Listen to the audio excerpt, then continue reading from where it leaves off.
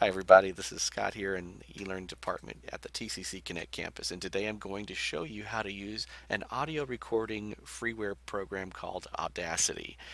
In a previous video we show how to install that. If you're curious, you can search for the link and it'll show you how to do that. For this demonstration I'm going to show you just how simple it is to record something in it and use these recordings to put inside your Blackboard course. So what you have right here is our main viewing area. Once you open the program, it has a pause button, a play button, a button to stop. It has go to the beginning of the audio clip or the end, and then a record button. You see over here you have the microphone sensitivity volume where it's negative meaning less or positive meaning more, and then you have your actual playback volume, and then you can see right here we have a microphone selector. For me, I'm going to go ahead and I'm going to choose the Logitech headset that I'm wearing, and you can pretty much leave all the other things as they are, depending on what you would like. I can also switch this far as playback to speakers or whatever you have here. You can see I have a few things right here that I can choose. So I'm going to leave it as it is defaulted, and what I'm going to do now is I'm going to go ahead and record something just so you guys can see how easy it is to use this. All I'm going to do is go up to the red button, which is record, and you see here when I mouse over it actually does it, and I'm going to click on it, and as I'm speaking you can see in real time that it's creating by the volume here as well as the wave file. It's actually recording my voice. So let's say that you are recording a small lecture for your class. Now, the thing that you do want to remember as far as best practices, you want to keep the podcast short if you can. So I wouldn't go over 5 minutes if you can help it, or if you're going to do longer ones, maybe do them in small segments so they have part one, etc. So after I'm finished recording, I can just go ahead and click stop.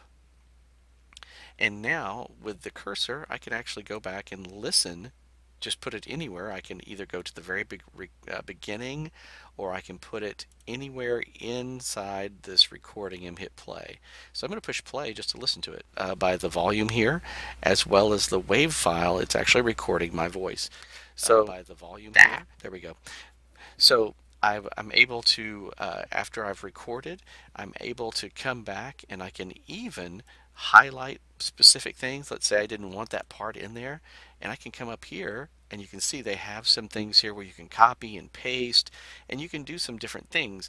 And there is a help file in here that can give you more specific instructions with advanced features. It's a pretty basic program, but for this demonstration I'll show you. I can just click cut, and now that little, if I had a blurb where I coughed or sneezed or said a really long time, I could get rid of that and then have a more polished finished product. So now that I've created it, let's go ahead and save it. So I'm going to go up here to File, and I'm going to use Export. And I can either just do a regular, let's say I'm not done. If I'm not done, I can just save the project as, and then it'll ask me to name it, it'll save it to the desktop, and then I can come back later and open it and continue working on it. But for this demonstration, let's say I'm finished and I want to export it as an MP3. MP3 is a compressed audio file many of you may be familiar with. The standard is a WAV file, which is used on CDs, but for this demonstration I'm going to recommend that you go with an MP3 output because the file sizes are smaller and it is very compatible with most devices. So I'm going to choose MP3. It's going to ask me where I want to save it. So for this demonstration, I'm going to save it to my desktop, if I can find it. Let's see here. There it is, desktop. And I'm going to need to title this. So I will call it Scott Test. And it's pointed to the desktop. I've made sure to name it. And then it has here the quality of the recording. Now here's the part with this. The higher the quality, the bigger the file. So you can get away with what I would call medium or even standard. For this, we'll just go ahead and use the standard setting. And that's really the only thing that you need to worry about far as if you're going to tweak anything. And who knows, you may listen to it and want to come back later and re-record something and put it up in, to the higher levels. But standard will work at 170 to 210 kilobytes per second. So anyway, that's all set. It'll be defaulted. You don't even really have to worry about it. After you've put in your name, made sure you've got it aiming towards where you can find it again, then go ahead and click save. And this is an additional part.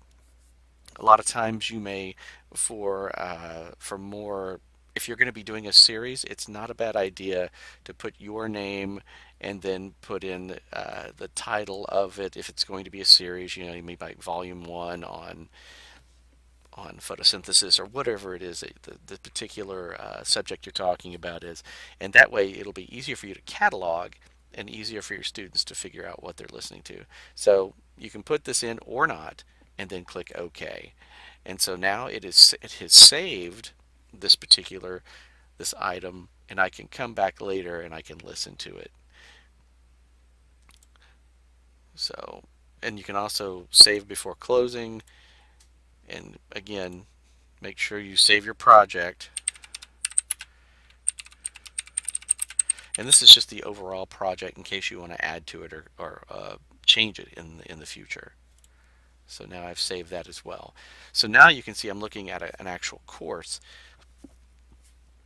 So if I wanted to, I could actually put this this file in this course, and I could do it one of two ways, where I could have it on a Dropbox or inside of a cloud storage where I can link it in here, or I can upload it directly into the class.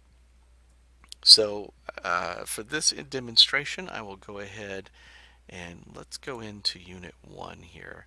And I'll go into Curriculum Resources where all of my materials are stored. And what I'm going to do is I'm going to go to Tools. No, I'm going to do Build Content, and I'm going to choose an item. So let's do that. I'm going to choose an item, and we'll call it Podcast, just for giggles. Helps the casing there. And so what I can do now is I can give the students some instruction.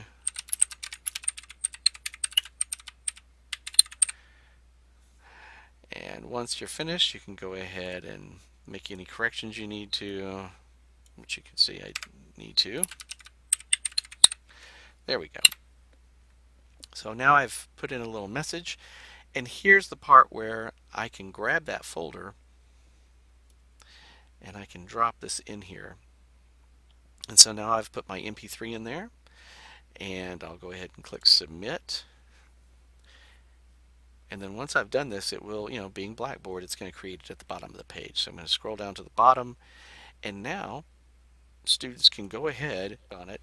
And as I'm speaking, you can see in real time, they can go ahead and click, and now you have a way of delivering these materials to your students. It was just that simple, as you saw, where they literally clicked on it, and boom, there it is. You can see in real time that it's creating. I hope that this video has been helpful to you. If you have any further questions, please feel free to reach out to us at the end of this video via the information provided. Thank you so much.